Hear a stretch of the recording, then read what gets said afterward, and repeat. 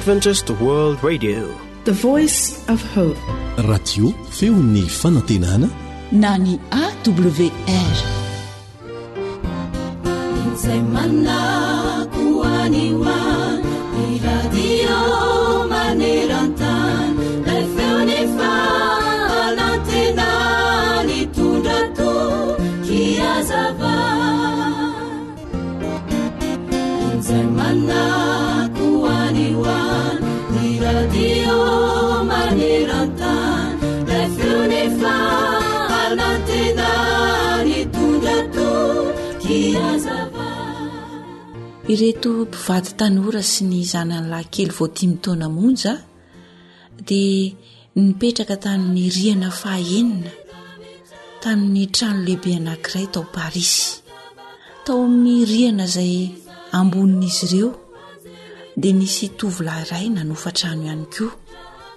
Maika lava no fijery ity tovolahy ity ary tsy dia miresaka firy amin'ny olona izy. Noho izany dia neverin'ny olona ho miavonavona sy masika ny fijery azy. Tsy mba fantatra izay ataony, ny alehany, ny fiainany samy zava-miafina avokoa. Hany ka lasa fampitahorana ho an'ny ankizy ity tovolahy ity.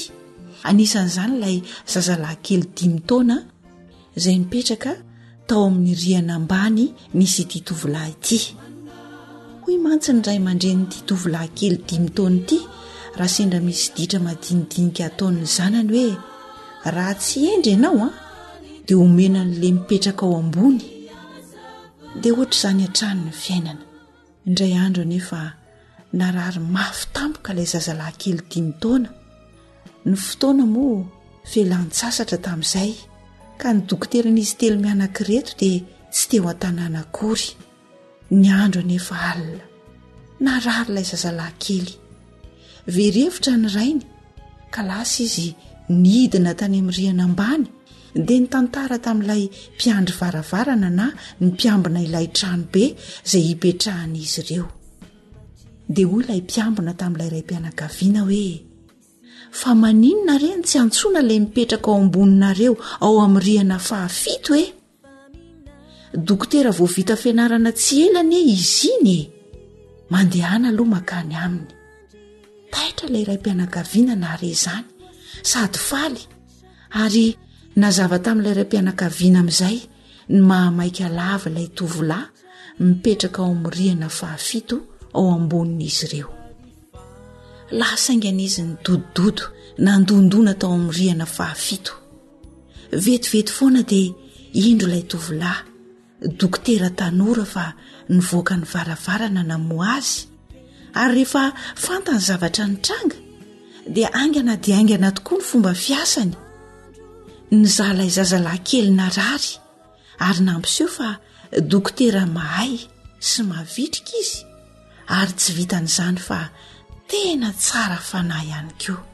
Tsy arak'izay nieritreretany maro azy. Eny ry mpiaino an-tsaina fa misy tokoa Andriamanitra izay mipetraka ao ambonitsika ao dia ao an-danitra ao izany. Izany Andriamanitra izany dia azontsika antsoina hoe raintsika. Azo antonina amin'ny fotoana rehetra izy. Izay rehetra ilayntsika dia azontsika angatahana aminy avokoa. Fa isika aza anie ny varim-bariana amin'ny zavatra hafa ka tsy mahatsiaro azy. Indraindray ary tsy mino ny fisiny, tsy mino ny heriny sy ny fahendreny ary ny fahaizany.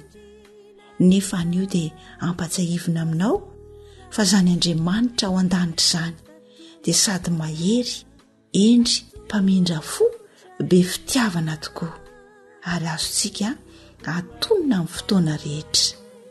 Andriamanitra no aro sy hery ho antsika, mpamonjy mora azo indrindra ny fahoriana izy. Koa izany no tsy atahorantsika na dia ho levo na aza ny tany, na mifindra ao anatin'ny ranomasina aza ny tendrombohitra, na mirondrona sy misamboaravoara aza ny onjany, ka miorooro ny tendrombohitra noho ny fisafoakany. Salamo 1:7 ka hatramin'ny 8. Miteny Baiboly hanisan'andro mofonaina raisoao am-po fazamalaina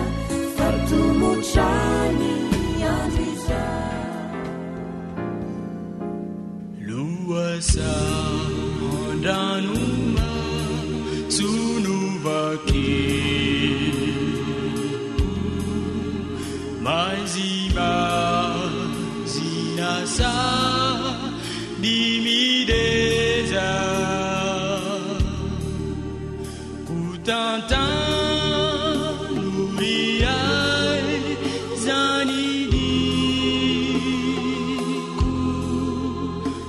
família e tu fez a feza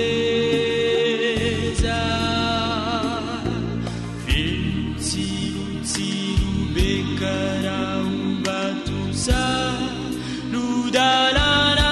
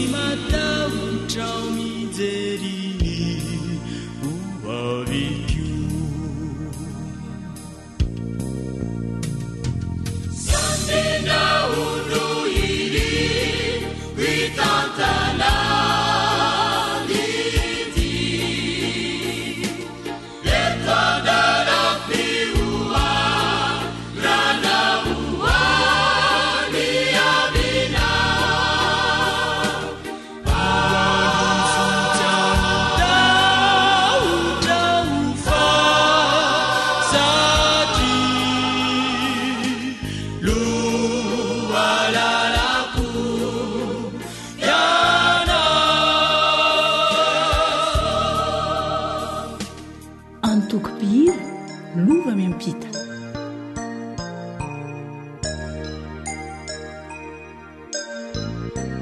Bibidi zalianda indrimiandri kiunda lananu iereni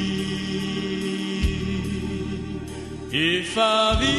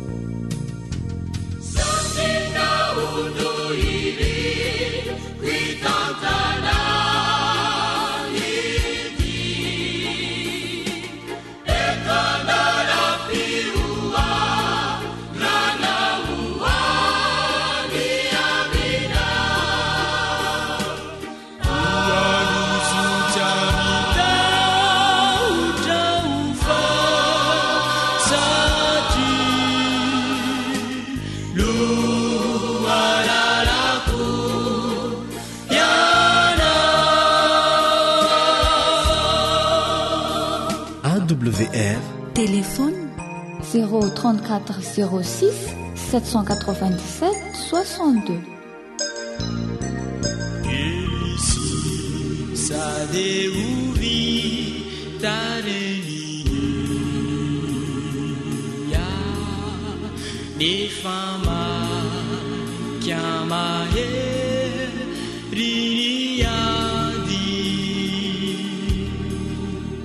Kahilu fikiave sanatia imana kiure si diafady mila hery miamitombo isan'androa diamina ry jesosy to ozokity azatsy manao eo no hitako azoa tokasitsa iririzao eo awitorosi ndesimba ovo ninahitrao zay lay onjany fanantenana Santina uno iri kuitantana iti Netwandala piua rana mua diamina Ualusutiamita utraufa sati lualalako yana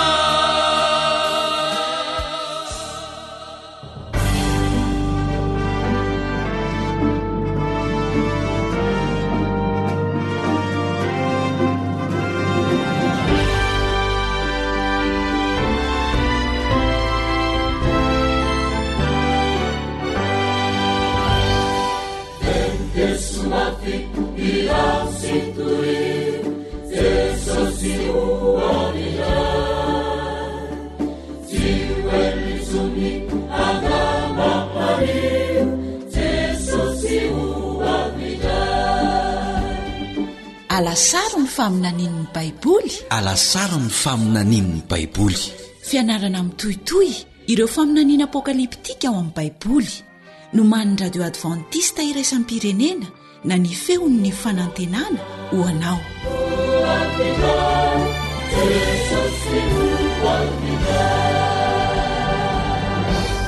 manasanao anaraka famelabelarana ratsoratra masina atolotry ny foiben'ny radio advantista iraisam-pirenena na ny awr no man'ny kamiotomanina filoalefitry ny awr namanao Eliandre Mitantsoa no anolotra izany amin'ny teny malagasy efa nisy olona nampatsiaro zavatra taminao ve satria everin'izy ireo fa adinonao zany sarotra inona ve ho ianao raha ny ankamaroany izao tontolo izao no nanadino zavatra iray izay nasain'Andriamanitra ho tsarovana fantatrao ve fa raha tsaroantsika indray izany dia ho hitantsika ny vahaolan'ny asa tafahoatra sy ny raritsaina ary ireo ahia samihafa ho zaraina aminao anatin'ny alasaro ny faminaniany baiboly ny momba izany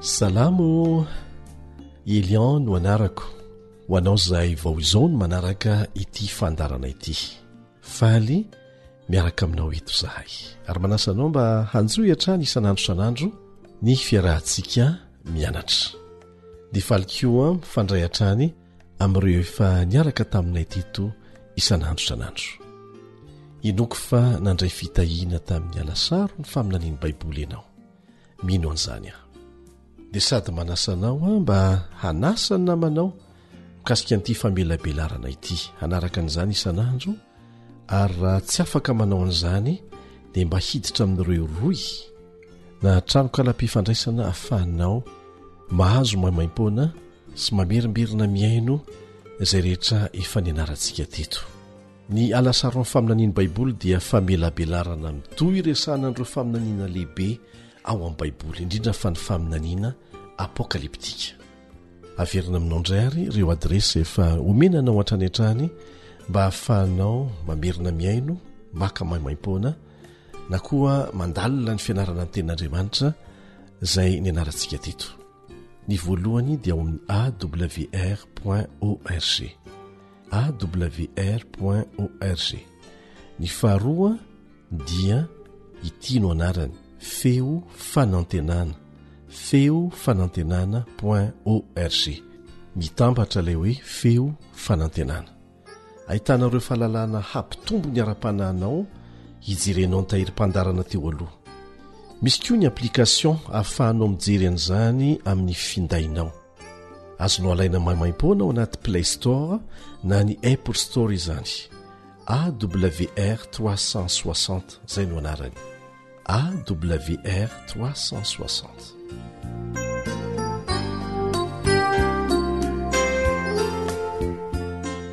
Tamin'ilesika farany dia ny anarantsika teto fa ny lalàn'i Jehova dia tsy tontany ela ary manambara ny toetrany. Nosoratan'Andriamanitra ny didy folo mba ananantsika fiainana feno. Tia nozaraina amintsika ny toetrany. Ny tena mahaliana dia anarivo ny lalàna nataony olombelona eto ambonin'ny tany, fa noho ny fahendren'Andriamanitra tsy voafetra dia ny fitininy ho folo-monja ny lalàny. Hitantsika fa betsaka amin'ireo fehezan-dalàna moderna no mifototra na nalaina avy amin'ny lalàn'Andriamanitra avokoa. Ho gaga venao ray ilazako fa ny iray amin'ireo didy ireo dia efa saika adino tanteraka. Ny fianarantsika tamin'ny lasa momba ny lalàna no fototry ny lohahevitra resantsika eto amin'ity anio ity. Za sy ny namana Kami niaraka tamin'ireo teknisianina mpakasary eo anivon'ny AWR dia nitsidika tanàna anankiray taty Madagasikara, haka horonan-tsary ny dia sarotra nataon'ny ramatoa anankiray izay antsoin'ny olona hoe Maman Sesety eo an-tanàna, izy sy ny vadiny. Rehefa avy nianatra mikasika ny lohahevitra izay ho resantsika amin'ity anio ity izy dia resy lahatra. Ary enoko fa ho resy lahatra koa ianao. Satria tsapan'izy ireo ny mazava-dehibe an'izany. Mareta fa mbola ho tantaraina aminao izany tantara izany.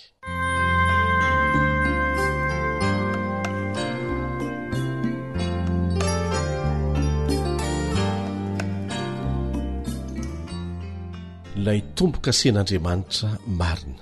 Lay tomboka sen'Andriamanitra marina.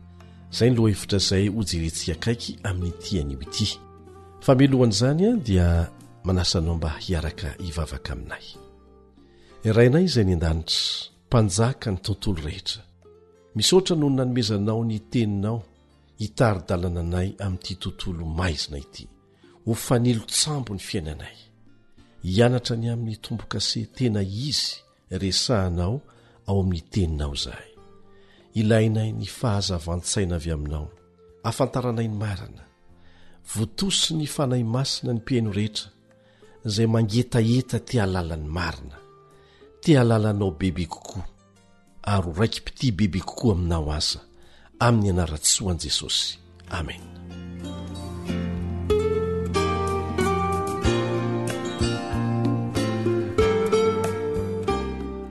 Fifaliana ho ahy ny milaza aminao fa ny antony manosika iresaka aminao eto dia tsy misy afa-tsy ny zarany marina ao amin'ny Baiboly. Izay ihany. Satria nasain'Andriamanitra manao an'izany izay rehetra mahalala an'izany. Mety ho vaovao aminao ny sasany amin'ireo fahamarinan'ireo tahaka ny nahavaovao azy ireo tamiko tamin'ny voalohany, fa manasanao mba tsy hiala. Mampanantenao fa izaran'izany amin'ny fofeny fitiavana, amin'ny fahatsoram-po sy amin'ny mpahamarinana, satria tsy mikendry afa-tsy ny tombontsoa ho anao zahay. Fampitohy ny lohahevitra rehetra resantsika eto, ary izay no antony anasanantsika mba tsy hanapaka arak'izay azo atao. Raha sanatria manapaka ianao dia azonao atao ny mahita an'izany ao amin'ireo adresy na roy izay averimberina eto. Ary eo fidirantsika mankany amin'ny lohahevitra sasany ao amin'ny Baiboly dia fantatra fa mety handratra ny sasany ny fahamarinana izay mbola tsy reny, kanefa fahamarinana ilay izy fa tsy nahazatra azy fotsiny. Tsy tiako anefa ny hamitake na hitarika anao amin'ny lalandeso. Alao lazaina ny marina satria tsy resaka politika izy ity na resaka fikambanana fa tena fahamarinana avy amin'Andriamanitra. Misy fiteny malaza izay manao hoe ratrao amin'ny fahamarinana aho fa aza lambolamboina amin'ny lainga. Ratrao amin'ny fahamarinana aho fa aza lambolamboina amin'ny lainga. Hinoko fa ankafizinao koa izany foto-kevitra izany. Izay dia ny fidy ny ilazany marina aminao satria fantatray fa izany koa ny tena ilainao. Raisofilamatra ny ohatra nomeny reponina tao Bery efa resahantsika teto. Rehefa miaino ny fampianarana na aviaizana aviaiza izy ireo. Inona moa ny filamatr'ireo olona tany Bery? Voalaza ao amin'ny Asan'ny Apôstôly 7:10. Na ny apôstôly Paoly aza nampianatra azy ireo ny tenin'Andriamanitra dia izao ny voalaza ao amin'ny Asan'ny Apôstôly 7:11. Asan'ny Apôstôly 7:11 amin'ny dika teny iombonana eto Madagasikara no hamakitsika azy ao amin'ny Baiboly.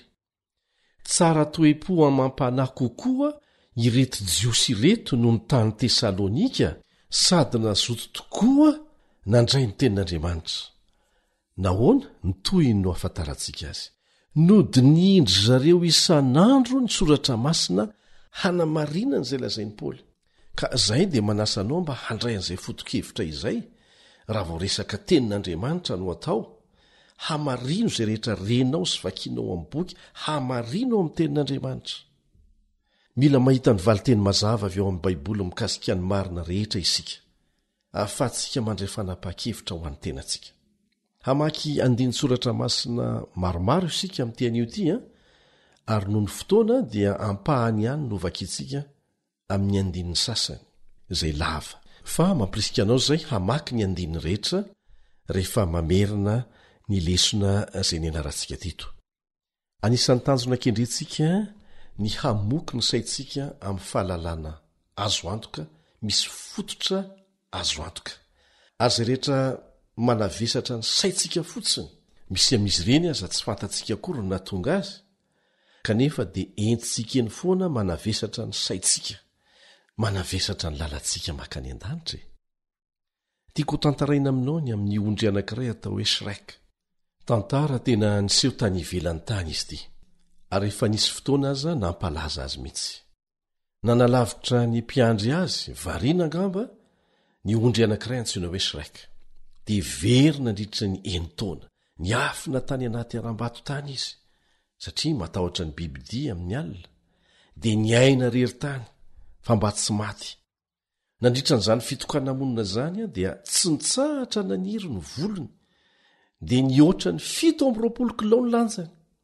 Lanjany volony fotsiny zay 5 kilao eo ny lanjany volon'ondry amin'ny ankapobeny, na eo amin'ny 4 kilao sasany. Enta mavesatra ho an'ny Shrek zany le volony, satria lasa avo inenina heny amin'ny tokony ho izy ny lanjany, kanefa tsy hitan'izay nanaovana azy, fa dia tsy maintsy nentiny teny foana. Ny zavatra tsy fantatry Shrek nefa dia ity: tsy nitsahatra nitady azy ny tompony. Ka rehefa tonga ny fotoana nahitany azy, dia nitapahan'ilay tompony ny volony, dia vetivety foana afaka ilay enta mavesatra ho an'ny Shrek, izay azony nandritra ny 9 taona. Ao amin'ny Matia 12:17 Matia 12:17 dia hoy Jesosy: mankanesa ty amiko ianareo rehetra izay miasa fatratra sy mavesatra entana, fa izaho no hanome anareo fitsarana. Ry namako, ndao esorina amin'ny alalan'i Jesosy, ny enta mavesatra rehetra tsy ilaina, satria manafaka antsika ny fahamarinany, ary izy rery no afaka manao an'izany. Meloha ny idirantsika amin'ny loha hevitra androany ary dia andao averina ny teny baikotsika. Ahoana ilay izy? Raha ao amin'ny Baiboly dia ekeko, raha tsy ao amin'ny Baiboly dia laviko. Raha ao amin'ny Baiboly dia ekeko, raha tsy ao amin'ny Baiboly dia tsy natao asany. Asa raha fantatrao fa manana famantarana na marika manokan'Andriamanitra izay apetany eo amin'ny olony. Mety ho tohina ve ianao raha mahalala fa raha tsy misy an'io marika io ny olona anankiray amin'ny fiverenan'i Jesosy dia tsy afaka miditra ny fanjakan'Andriamanitra izy? Ary ara-Baiboly zany fahamarinan'izany. Andao fa ho jerentsika. Tiako raha hanomboka amin'ny fijerenany boky farany amin'ny Baiboly isika, hanalana sarona ny faminanian'ny andro farany. Ao amin'ny Apokalipsy 7:1-7 no jerentsika. Apokalipsy 7:1-7 ho vakitsika amin'ny anaran'i Jesosy. rehefa afaka izany dia hitako fa indreo nisy anjely efatra nitsangana teo amin'ny vazantany efatra niazona ny rivotra efatra amin'ny tany mba tsy hisy rivotra hitsoka amin'ny tany na amin'ny ranomasina na amin'ny hazo akory aza. Ara-tandindona ny rivotra dia maneho ady, korontana, fandravana. Eto izany dia misy baiko omen'Andriamanitra. Ny rivotry ny ady farany sy ny fandravana dia tsy azo vahana hoy izy mandra-pahavita ny zava-dehibe anankiray. Inona ilay izy? Eo amin'ny 9. Hitako fa indro nisy anjely hafa koa niakatra avy tany amin'ny fiposahany masoandro, nanana fanombokasen'Andriamanitra velona, ary izy niantso ny anjely efatra izay navela nimba ny tany sy ny ranomasina tamin'ny feo maherina na hoe aza manimba ny tany na ny ranomasina na ny hazo mandra-panisina itombo-kase eo amin'ny andro ny mpanompon'Andriamantsika. Ahoana tsara hoe milaza ilay anjely fa tsy havelan'i Jehovah ho tonga ny fandravany eto tany raha tsy efa nandray ny tombo-kase avy aminy ny olony, izany hoe ireo olona nanaiky azy ho andriamaniny sy mpamonjy ny tenany manokana. Atraiza moa izany fitadasiky ny fanapariahana an'ity afatra goavana momba ny tombo-kase na ny marik'Andriamanitra ity. Ao amin'ny Apokalipsy 4:9 no ahitantsika ny valiny. Apokalipsy 4:9. Ary hitako fa indro nisy anjely iray koa nanidina teo fovoan'ny lanitra, nanana filazantsara mandrakizay ho toriana amin'izay monina ambony tany sy amin'ny firenena sy ny fokom-pirenena sy ny samy hafa fiteny ary ny olona rehetra. Asa goavana zany. Ny olombelona rehetra eto tany zany dia tsy maintsy ilazana mazava ny filazantsara mandrakizay, ny fahamarinana. Ary ny olona tsirairay dia tsy maintsy hanao safidy mazava hiandany amin'ilay Andriamanitra nahary sy namonjy azy na hiandany amin'ny Satana. Ka izay miandany amin'Andriamanitra dia ho asiny an'izay tombo-kase izay, tombo-kase manokana. Amin'ny anaran'ny fahefana izay nomena azy mihitsy no anorahan'i Jesosy antsika izay saina mitondra an'izany afatra izany maneran-tany. Ary izany no anton'izao famelabelarana izao hoe hoy Jesosy ao amin'ny Matthieu 7:20 sy ny 7:20. Matthieu 7:20 sy ny 7:20. Efa nomena ny fahefana rehetra any an-danitra sy ety an-tany, ko mandeha any ianareo dia ataovy mpianatra ny firenena rehetra. Ka dia manasa antsika samy miaino sy mandinika tsara, fa hiankina amin'ny safidy ny tsirairay izany, fa tsy afaka hiantoka an'izany ho anao ny antoko-pivavahana misy anao na mpitondra fivavahana iza na iza na iza. Ka aoka ho fantarinao ny marina mba hahafahanao manao safidy mazava.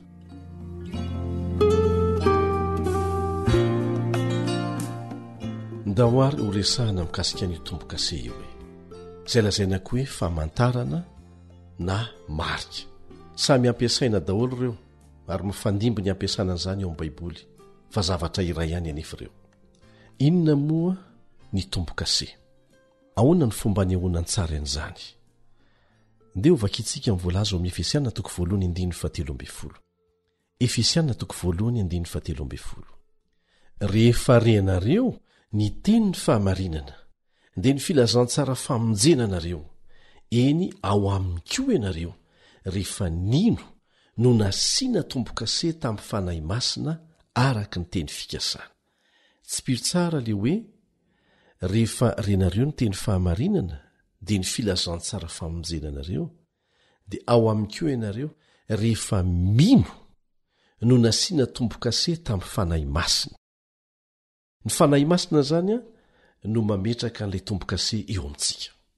Toriana ny teny fahamarinana dia ilay filazantsara mandrakizay amonjena antsika rehefa mino ny olona anankiray, izany hoe manaiky an' Jesosy ho mpamonjy azy amin'ny finoana, dia ny fanahy masina no ametraka ny tombo-kasen'Andriamanitra eo aminy. Ary izany no antony nanamafisany apôstôly Paoly ao amin'ny Efesiana 4:7 hoe Efesiana 4:7 aza mampalahelo ny fanahy masin'Andriamanitra izay nanisiana tombo-kase anareo ho amin'ny andro fanavotana. Eny ho avy tokoa Jesosy hanavotra antsika ho afaka amin'ny fahotana sy ireo vokany mahatsiravina teto amin'ity tany ity. Kanefa melohan'izay dia asiana tombo-kase reo zanany ireo izay nanaiky azy ho mpamonjy ny tenany manokana. Ao amin'ny baiboly dia misy sary anohatra anankiroa ilazanany hoe tombo-kase. Voalohany dia fijoroana marina na ny fitakian'Andriamanitra. Zay ny voalohany, fijoroana amin'ny marina na ny fitakian'Andriamanitra. Ny faharoa, ny tombo-kase dia fanaporofona ny fananan'Andriamanitra. Fameno ireo hevin-droa ireo. Rehefa mijoro amin'ny marina takian'Andriamanitra ianao dia ahazo tombo-kase. Anaporofona fa fananana ianao. Taloha ny tombo-kase dia nampiasaina hanamarika fananana na koa hanamarinana ny tetikasa anankiray ary hanehoana fa tena izy ny zavatra anankiray. Ny tombo-kasen'Andriamanitra izay apetrany eo amin'ny andro ny mpanaraka azy marina dia manondro ny mahafananany azy ireo. Maneho izany fa tena mpanaradian'i Jesosy marina ireo olona izay omenany izany tombo-kase izany. Ary tsarovy hatrany fa tsy miankina amin'ny atoko-ponoana misy anao izany hoe za amin'ny atoko tahaka an'izao ka tsy maintsy asiana tombo-kase, tsy fa miankina amin'ny safidiny tsirairay andray ny fahamarinana madidio avy amin'Andriamanitra na tsia. Ny fametrahana ny tombo-kasen'Andriamanitra amin'ny andrina dia midika fa zay nametrahana an'izany dia nanolo tena tanteraka ho azy sy manaraka ny fitsipiky ny fanjakany. Fa tsy sanatria olona manaraka fomba fanao na fombafomba mpivavahana ivelany fotsiny na fisehosehoana akory. Ahoana hoy Jesosy eo Matio 7:12. Matio 7:12 ka dia ny voany no ahafantaranareo azy. Tsy ny endriny ivelany fa ny voa, ny vokany. Inona moa no tiano tenenina amin'izany? Ny ataontsika mihitsy no maneho hoe aniza isika ary miankohaka amin'iza, mivavaka amin'iza. Asa na efa nahita tombo-kase ianao, inoko fa efa nahita ianao, na tampon. Inavy moa ireo zavatra telo hita ao amin'ny fanomboan-kase ara-dalàna. Ary hitantsika mbola ampiasaina hatramin'izao amin'ny tombo-kase mpanjakana. Satria izany dia ampiasaina mpiavaka amin'ny fomba ofisialy ny lalam-panjakana sy hanomezana fahefana ny taratasy ara-dalàna rehetra. Sa tsy izany?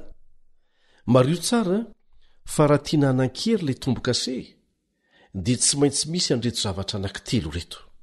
Voalohany, ny anaran'ilay mpanome lalàna na ny anaran'ny tompon'andraikitra ray amin'izay. Ary faharoa, ny andraikiny, ohatra hoe filoha, praiminisitra, taleparitra sy ny sisa. Ary farany, ny faritra iadidiny. Inavy hoe ny anarany raha mpanome lalàna izy na manana andraikitra manokana izy. Zay ny voalohany dia ny andraikiny mihitsy tsy maintsy hita eo, ary farany ny faritra iadidiny. Ka rehefa nanome ireo didiny 10 ireo Andriamanitra dia azo antoka fa tsy maintsy misy tombo-kase ao anatiny ao hampanan-kery azy. Inona ary ny tombo-kasen'i Jehova ao amin'ireo lalàny masina misa 10 efa nianarantsika teto? Ndeha ho jerentsika indray izany ao amin'ny Exodosy 20:9-12 satria ao no ahitana an'ilay tombo-kase. Exodosy 20:9-12 Mahatsiarova ny andro sabata hanamasina azy. Enemana no iasanao sy hanaovanao ny rarahanao rehetra. Fa sabata ny Jehovah-Andriamanitra ao ny andro 7. Ka tiako nilaza aminao fa ny didy 4 no tombo-kasen'Andriamanitra ao amin'ny didy 10. Inona no antony ho ianao? Satria hita miaraka ao anatiny ao ny anaran'Andriamanitra izay nitsipihany mazava mihitsy hoe Jehovah-Andriamanitra ao. Hitao koa ny asany na ny andraikiny. Inona ny asany na ny andraikiny? Mpamorona, satria izy namorona antsika zao rehetra izao. Ary fahatelo dia hitao ny faritra iadidiny, ny lanitra sy ny tany izay rehetra eo aminy. Ny didy 4 zany dia milaza amin'ny fiteny tsy mety diso ny fahefana izay miazona ny didy 10 dia ny fahefan'ny mpamorona antsika sy ny fitondram-panjakana. Mazava mivoalaza ao amin'ny Apokalipsy 4:12. Apokalipsy 4:12. Ianao tomponay sy Andriamanitray no mendrika andray ny voninahitra sy ny aja ary ny hery. Satria nahoana toy izantsika mivaky teny fa ianao no nahary ny zavatra rehetra ary no ny sitraponao na nisy sy nahary azy dia rariny ene zany ny ankofantsika aminy hivavahantsika aminy. dia zao koa voalaza eo amin'ny apokalipsy 5:5 apokalipsy 5:5 ianao ny mendrika fa voavono ianao ary ny rahanao no nanavotanao ho an'Andriamanitra. Inona zany ny fahefan'Andriamanitra ahafahany miteny amintsika mba hivavaka aminy? Satria izy no mpamorona antsika. Ary inona no nomeny ho famantarana ny olony? Araka ny efa nivakintsika teo mazava tsara dia ny tombo-kase zay marika ny herin'ny famoronany sy ny fanavotany apetrany eo amintsika. Aleo izy no ilaza amintsika ao amin'ny Exodosy 1:13 andiny 5:12 sy ny 17. Exodosy 1:13 andiny 5:12 sy ny 17. Hoy Andriamanitra, ho tandremany zanak'Israely ny sabata hankatoavany azy hatramin'ny tarana ny faramandimby dia fanekena mandrakizay zany. Zany no atao hoe teny fikasana mitohy, mandrakizay le izy. Dia toy izantsika le vakiteny, famantarana amiko sy amin'ny zanak'Israely mandrakizay zany. Ny sabata ndresahana eto, fa tamin'ny enemana no nanaovan'i Jehovah ny lanitra sy ny tany dia nitsahatra izy tamin'ny andro fahafito. Dia zao koa vakitsika eo amin'ny Ezekela 20:12, Ezekela 20:12, ary nomeko azy koa ny sabatako famantarana ho amiko sy ho aminy, ho famantarana ho amiko sy ho aminy, mba ho fantany fa izao Jehovah ny manamasina azy. Hitantsika amin'izany fa ny sabata mihitsy no nataon'Andriamanitra ho famantarana fa azy ianao ary izy no manamasina anao. Andriamanitra tenany no nanao ny sabata ho famantarana ny heriny mamorona sy manavitra. Satria rehefa noforonina isika ka nanota dia navotany. Ka raha manaiky ny teny Jehovah zany manao hoe mahatserova ny andro sabata hanamasina azy, dia maneho ny fanekeko azy ho mpamorona sy mpanavitra. Tsotra tahaka an'izany ny fahamarinana. Aiza moa no lazain'ilay anjely lehibe ao amin'ny Apokalipsy 7 fa ametrahana ny tombo-kasen'Andriamanitra. Ndeo ho fantaritsika izany. Zao ny voalaza ao amin'ny Apokalipsy 7:13. Apokalipsy 7:13. Aza manimba ny tany na ny ranomasina na ny hazo mandra-panisina ny tombo-kase eo amin'ny handry ny mpanompon'Andriamanitsika. Aiza hoe eo amin'ny andrina zany. Tombo-kase arabaky teny apetraka eo amin'ny andrina ve zany izy ity? Zao ndray mivakitsika eo amin'ny Romana 7:15. Romana 7:15. Misaotra an'Andriamanitra ao amin'ny alalan'i Jesosy Kristy tompontsika. Koa raha ny amiko dia mankatoy ny lalàn'Andriamanitra aho amin'ny saiko, fa ny lalàny ota kosa amin'ny nofoko. Mankatoy ny lalàn'Andriamanitra aho amin'ny saiko. Ry namana, maneho ny saina ny andrina zay seza fiandriana ny ati-do. Ny mampiavaka antsika amin'ny zavaboary hafa rehetra dia ny fahaizana misafidy sy mamantatra ny marina sy ny diso, zany hoe ny fitondrantenantsika izay ny ati-do no mitondra azy. Ny faritra tokana eo amin'ny ati-do izay mifehy ny fahaiza-manavaka dia ny andrina na ny antsoina hoe cortex préfrontal. Cortex préfrontal. Io faritra io no mandrindra ny fanatanterahana asa tao. Ary dia io koa ny fohibe ny fieritreretana, ny fisainana, ny fahaizana mitsara zavatra, ny fitondran-tena ary ny fihetseham-po. Zany hoe le faritry ny ati-doa mifanitsy amin'le andrina io ao anatin'ny andrina. Inona moa zany ny teny voalohany hitantsika ao amin'ny dity 4? Inona ny hitantsika voalohany eo? Mahatsiarova. Sa tsy zany? Mahatsiarova. Aiza moa no ahafana manao an'izany asa fitadidiana zany? Ao amin'ny ati-do. Ka tena zava-dehibe saropady arak'izany ny ati-do ao anatin'ny andrina, ary zany ho ilazan'ny tompo amintsika fa io no ivo ny fiankofany. Ny fahafahana mahalala sy mahatakajavatra ary manao safidy dia avy amin'io fatry ny ati-do io ihany koa, le ao anatin'ny andrina. Raha mitandrina ny sabatan'i Jehovah zany ianao, dia ho voaisy marika na famantarana ny sainao izay aseho amin'ny teny hoe andrina eto, fa tsy ny tapikandrina rabaky teny eto ivelany eto akory. Fomba entin'Andriamanitra ametrahana ao an-tsaintsika mandrakarivo zany, fa izy ny mpamorona sy mpamonjy atsika.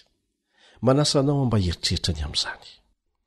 Zava-dehibe izany satria araka ny efa nivakintsika teo aloha dia nahazo baiky mihitsy ilay anjely hanakana ny atezeran'ny Satana tsy ho afaka miatra mandra-pandray ny olon'Andriamanitra io marika io. Ilayntsika mihitsy izany io marika io ary famindrapo lehibe avy amin'Andriamanitra izany. Izany no mitranga amin'izao fotoana izao. Mianatra mikasika ny sabata ny Baiboly ny olona ary tapa-kevitra naika an'izany sy hiaina amin'ny toe-tsaina ny fanaraka amin'izany. Oviana ny namoronan'Andriamanitra ny sabata sy nametrahany an'izany ary. Izao ny voalaza amin'ny Genesis 2:1-4 Genesis 2:1-4 dia vita ny lanitra sy ny tany sy rehetra ho aminy, ary tamin'ny andro fahafito dia vita n'Andriamanitra ny asa efa nataony, dia nitsahatra tamin'ny andro fahafito izy tamin'ny asany rehetra izay efa nataony, ary Andriamanitra nitany andro fahafito sy nanamasina azy, satria tamin'izany ny tsaran'Andriamanitra tamin'ny asany rehetra izay ny foronony tamin'ny nanaovany azy, dia hamafisiny indray eo amin'ny 4 hoe tamin'ny andro namoronan'Andriamanitra ny lanitra sy ny tany. Taoriana ny enina andro ny famoronana zany dia nataon'Andriamanitra ho sabata ny andro fahafito na sabotsy. Raha mijery diksionera ianao dia ahita an'izay fa sabata no sabotsy. Ary tsara ny anamafisana fa tsy misy atoko-ponoana na fikambanana na firenena tompon'izany sabata izany, satria mazava ny voalaza ao amin'ny Exodosy 20:10 Exodosy 20:10 hoe ny andro fahafito dia sabatan'i Jehovah Andriamanitra ao. Tsy any jiosy, tsy any sabatista, tsy any antokoina na tokoinina, fa sabatan'i Jehovah io, tsisy afaka miambo ho tompony io. Mbola tsy teraka Abrahama izay raiben'ny jiosy sy ny arabo dia efa napetrak'Andriamanitra ary notonoany fa azy mihitsy ny sabata. Andriamanitra dia nanao ny sabata andro fahafito ho 420 ora na andro anankiray, dia nifaritany ara-potoana izany hifandraisany manokana amin'ny zanany rehetra mihoatra noho ny isan'andro. Isika mifandray amin'ny foana isan'andro, fa mihoatra noho ny isan'andro dia manokana andro ray mihitsy. Ary izany no nataony dia hampivelarana ny fisakaizana mafana aminy sy amintsika. Tahaka ny fanabadiana ihany io ilaina ny manokana fotoana matetika irahan'ny mpivady manokana, dia tahaka an'izany koa le fifandraisana manokana ety dia ety amin'Andriamanitra no tian'Andriamanitra hisy eo amintsika sy izy. Ary izany eny tsy ambaratelo ny fahazona ny fiainana mandrakizay Jesosy mihitsy no niteny an'izany eo amin'ny Jaona 7:7 Jaona 7:7 irahantsika mamaky, ary izao ny fiainana mandrakizay dia ny mahafantatra anao izay Andriamanitra tokana sady marina sy Jesosy Kristy izay efa nirahinao. Ny hevitry ny hoe mahafantatra eto amin'ny kolotsaina nandikana ny Baiboly any Antsinanana teo anivon'ny jiosy dia izao no heviny: mifandray am-po manokana. Zay no hevitry ny hoe mahafantatra eto, midika fifandraisana am-po manokana amin'ilay fantatrao, fa tsy fahalalana ra-tsaina fotsiny tahaka ny any amin'ny tandrefana. Ka azagaga isika raha halany devolo ny fahamarinan'ny sabata, satria tomboka se manamarina ny maha-Andriamanitra n'Andriamanitra, mampifandray antsika amin'ny akaiky dia akaiky, ary fantatra Satana fa tsy ho voavonjy ianao raha tsy manana fifandraisana ety dia ety amin'Andriamanitra sy tia azy, ilay namorona sy namonjy anao. Ary antony nametrahan'Andriamanitra ny sabata izany, mba hikolokoloana an'izay fifandraisana ety manokana izay noho ny amin'ny andro hafa rehetra.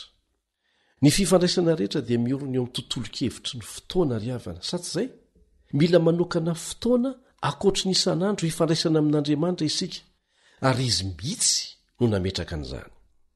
Ilaina ny asa, tafiditra ao anatin'ny didifolo ny hoe enemana no iasanao. Fa ny olana dia izao, raha tsy ampy fitsaharana fialan-tsasatra isika dia hitondra olana ao antsika izany. Hiteraka hary ra-tsaina ary izay indray nkendreny devoly, dia lasa tsy hanana fotoana hifandraisana manokana amin'Andriamanitra.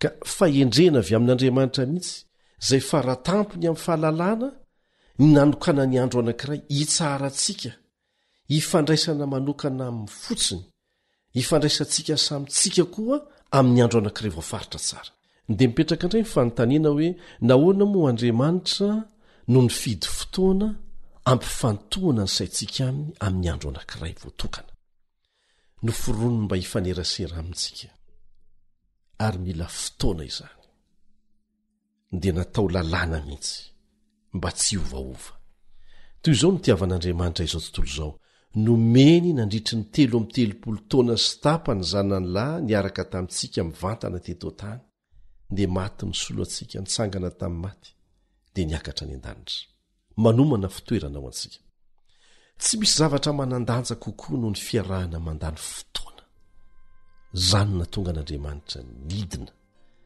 dia nanokana andro anankiray isan-kerinandro tsy hanaovana ninninina afa-tsy izay fifandraisana manokana amin'izay sy ny fifandraisana amintsika rehetra izay nanaiky azo mpamonjy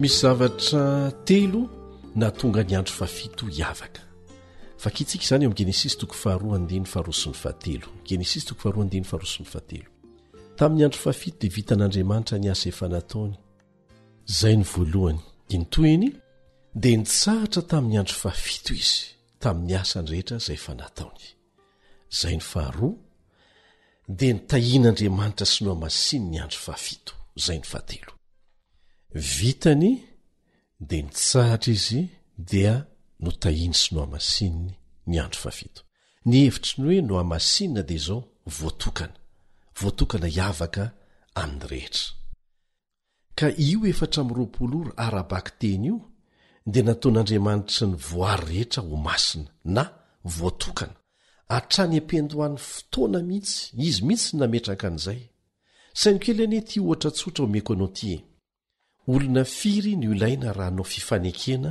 na fifanarahana anankiroa azo ny anankiray amin'izy ireo atao ve ny manova ny fifanarahana tsia dia takizany koa azo atao ve ny manova ny fifanekena amin'Andriamanitra raha tsy nahazo ny fanekenina ny fankatoavany akasary any ohatra isika ary ny teny hoe manamasina na hoe manokana dia samy ampiasaina amin'ny sabata sy ny fanambadiana sa tsy zany rehefa misy vehivavy anankiray atokana na hamasinina ho an'ny lehilahy anankiray dia alaivo sary an-tsaina ny fankalazana fanambadiana olona anankiroa mientanentana ny mpampakatra fa hampakatra ny vehivavy anankiray tsara tarehy ho vadiny manana rahavavy enina nefa ilay vehivavy izay ho ampakarina dia aorianany lanonana dia miandry ao anaty fiara ra-lehilahy maika anao vola tantely tampoka teo anefa dia nyvoain'ny anankiray tamin'ny rahavavin'ilay vehivavy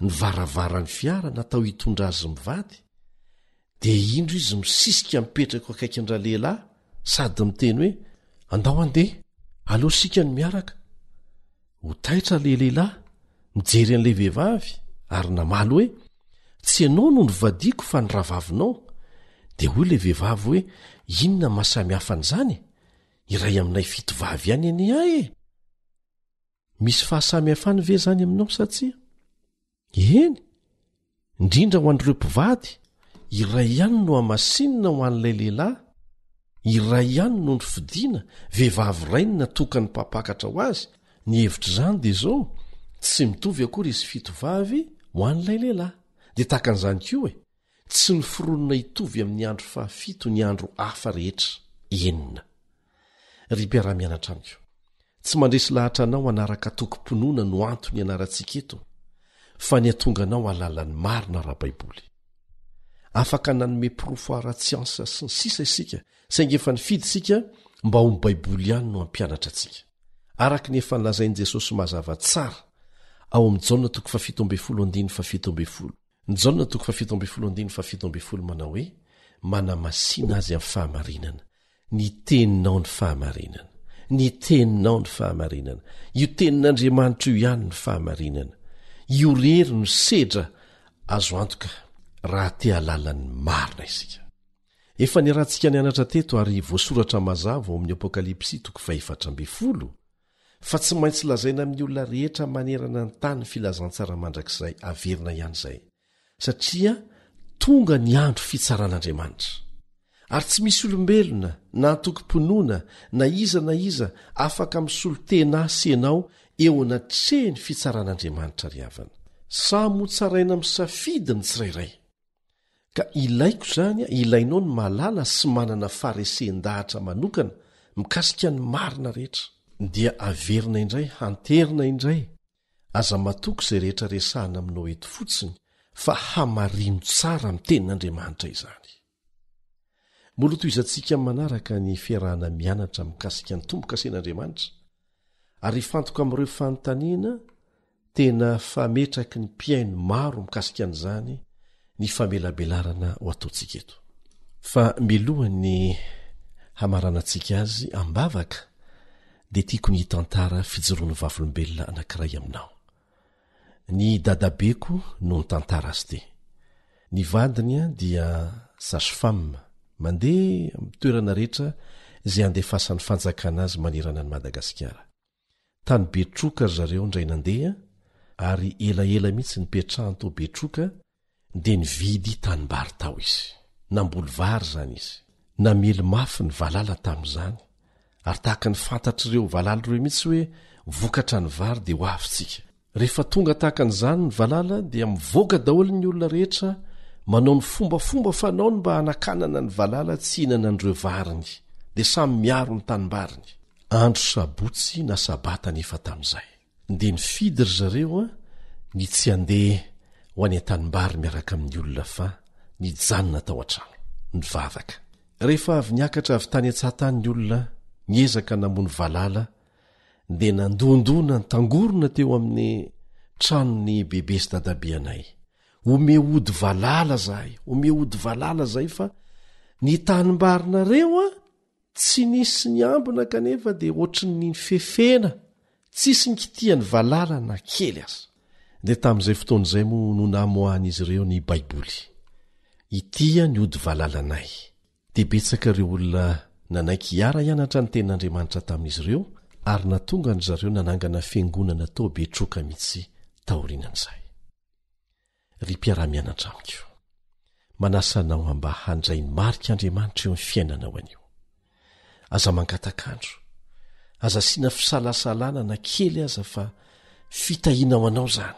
Takizay voalaza ao Isaia 7:17-7:4.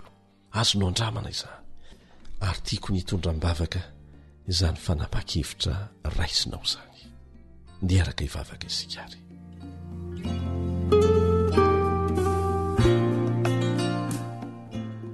Rainay izay ny an-danitro, misaotranao zahay tamin'ny nanomezanao anay fahalalana mazava mikasika anay tombo-kasena ny sabata izay anao kanefa nomenao anay mba handraisanay ireo fitahiana manokana avy amin'izany.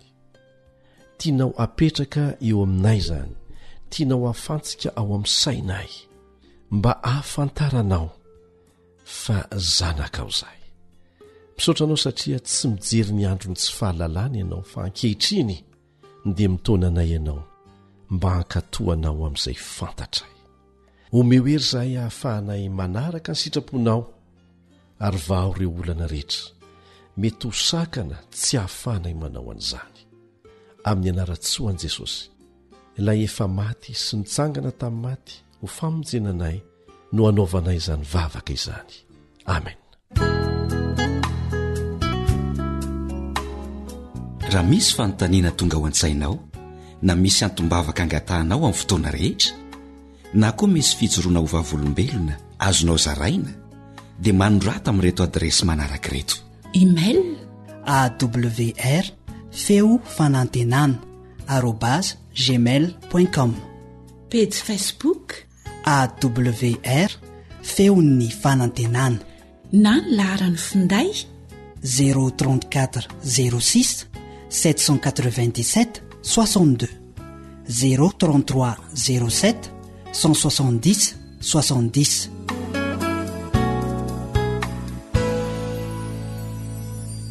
Misaotranao nahatratra amin'ny farany niaraka nianatra ny tenin'Andriamanitra taminay teto. Tombontsoa lehibe zany, tsy mahafaty antoka mihitsy. Manantena ny ho tafahoana aminao eto indray zany amin'ny fotoanantsika manaraka ka dia manao mandrapitafa vetivetindray ny mpiara-mianatra aminao Elion Andriamitanso. Vidio ny marina ka aza mity.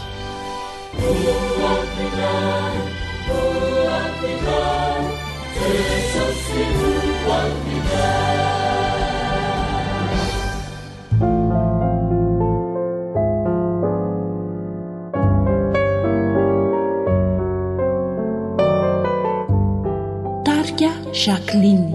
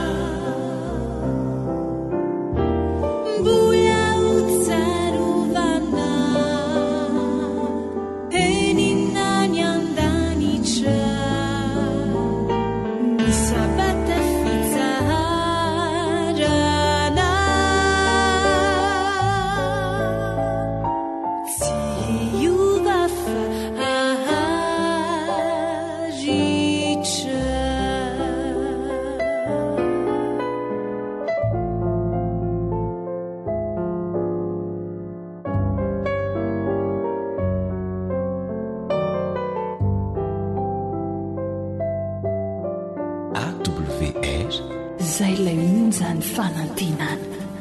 Andro iray nomeny tompo, andro tokana tsy miova no amasininy. Notahiny tena miavaka mba ho famantarana azy lay mpamorona. Soana mba ho fitsaharana ary mbola hitoetra eny ho mandrakiza. Izy mitsino ny teny nanao sonia io no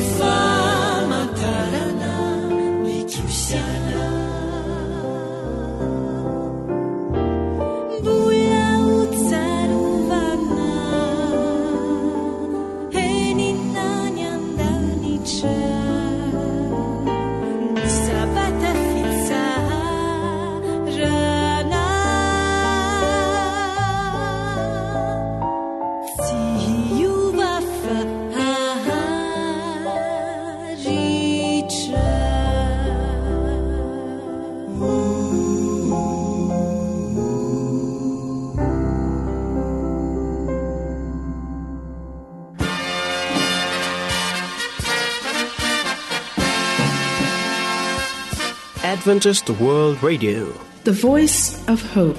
Radio Femon'ny Fanantenana. Ny farana treto ny fanarahanao ny fandaharan'ny radio Feo Fanantenana na ny AWR amin'ny teny malagasy. Azonao ataony mamerina miaino sy maka maimaim-poana ny fandaharana vokarinay amin'ny teny pirenena mihoatriny 100 amin'ny fotoana rehetra. Raisoaryn'ny adresy ahafahanao manao izany. awr.org na feofanantenana.org.